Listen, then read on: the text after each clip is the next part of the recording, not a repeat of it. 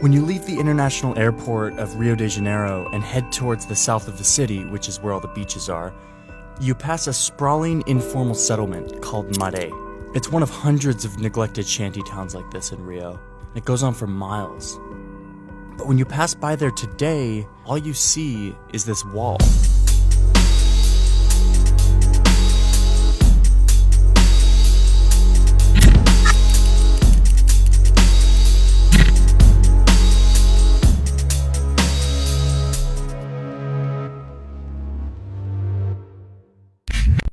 Look at this map of Rio.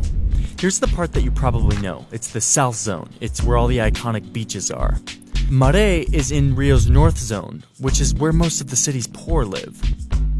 A barreira acústica, a ideia, segundo eles, era para poder barrar o som, porém é nítido que essa barreira, o único intuito dela é para quê? Para que as pessoas que saem do aeroporto do Galeão e vão sentido a Zona Sul não consigam ver a realidade da cidade.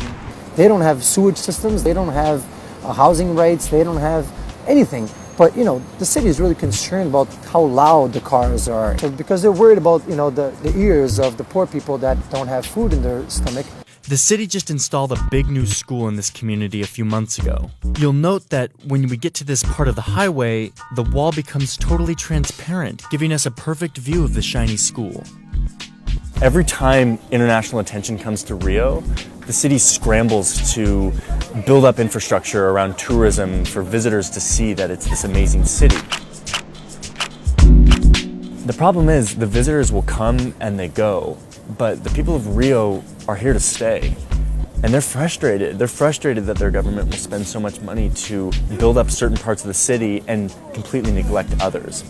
The Olympics is no different in this case. In fact, it's probably the biggest excuse Rio has to pour tons of money into making the city look good.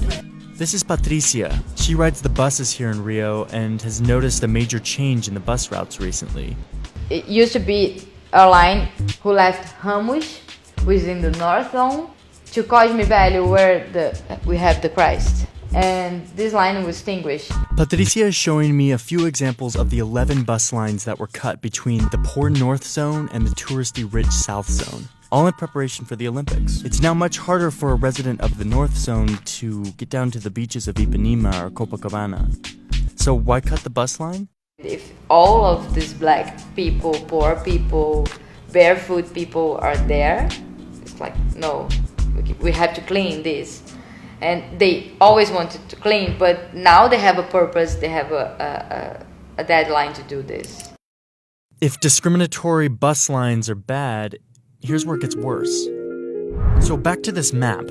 Out here in the west is a place called Baja. R's are pronounced like H in Portuguese. This is a new part of the city where a lot of the Olympics action is happening. It's where the Olympics Park is going to be built. And because of this, it's home to what one real estate publication is calling a cosmopolitan awakening. Tons of real estate investment. And of course, a bunch of dramatic promotional videos to go with it.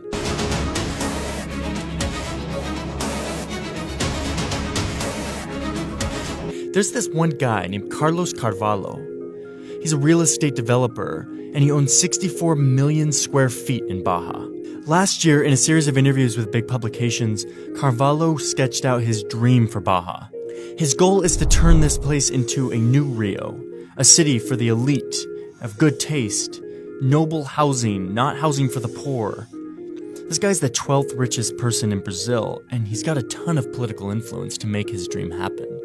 Here he is with Rio's mayor, whose re-election campaign he generously donated to. They're just, looking over plans for how they're going to reshape Baja. But there's one big problem for people like Carlos Carvalho and his dream to make Baja a haven for the rich. If your interest is in land value, the less poor people you have in your land, the greater value you can give it to it. They think of the city as a place for you to invest in, not a place for you to live in. Over the years, little settlements of a few hundred families have popped up in Baja. It's usually workers unable to find affordable housing and creating communities of their own. These places have been around for decades, and many of them have gained legal status for their property. But to the luxury-minded developers of this new part of town, these informal settlements represent a barrier to their plan. So when the Olympic Park was planned for this area of Rio, It wasn't much of a surprise when the city came in with eminent domain eviction orders, telling these communities that they would be moved to public housing complexes, usually far out of sight of any international visitors. Most communities left, some happily taking the money that the city gave them. Some mounted intense but failed resistance. But I visited one community that didn't give up on the fight to keep their homes.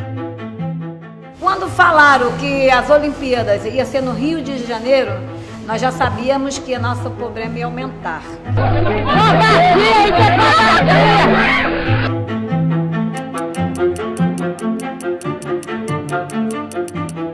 Villa Autódromo was a community of around 600 families near where the Olympic Park is being built. It's not on the actual park property, but it's in the site of the park. This is what it looks like today. People chose to go there because there was no drug trafficking or militia. It was very safe, very good sense of community, near jobs, near schools. It's hard to know that when you just visit the community, but you kind of get a sense of that by seeing the people who are still resisting, because they're holding on to that memory and they want to keep some of that alive. After years of fighting with the city hall, only 20 families of the original 600 remain in this community. Fierce protesting and a flurry of international press got the mayor to finally concede, saying that the 20 families could stay on condition that the city would build them nicer-looking homes, lest, heaven forbid, the international community catch a glimpse of the real Rio. Tínhamos árvores frutíferas que nos alimentavam, que nós plantamos, e não vamos ter que refazer isso tudo novamente. Cada canto daquela casa foi construído com muito carinho, as árvores, as plantas. O que impede a Vila Autódromo de permanecer do lado do Parque Olímpico? É alguma razão urbanística? Não, não é. É uma razão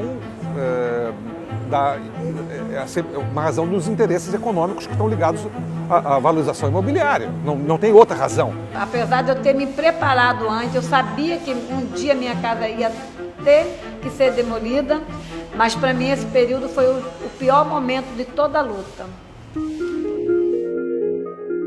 Through the long fight, some of Villa Autódromo was able to stay. But this is rare. Most communities that receive eviction orders no longer exist. At least 77,200 people have been removed from their homes in Rio de Janeiro since 2009. That's according to government data. And much of this is to make way for infrastructure and real estate projects associated with the World Cup and the Olympic Games. So it's kind of a shame because the Olympics ends up coming in and kind of whitewashing the areas and creating and reframing them. And, you lose a lot of the personality of the city.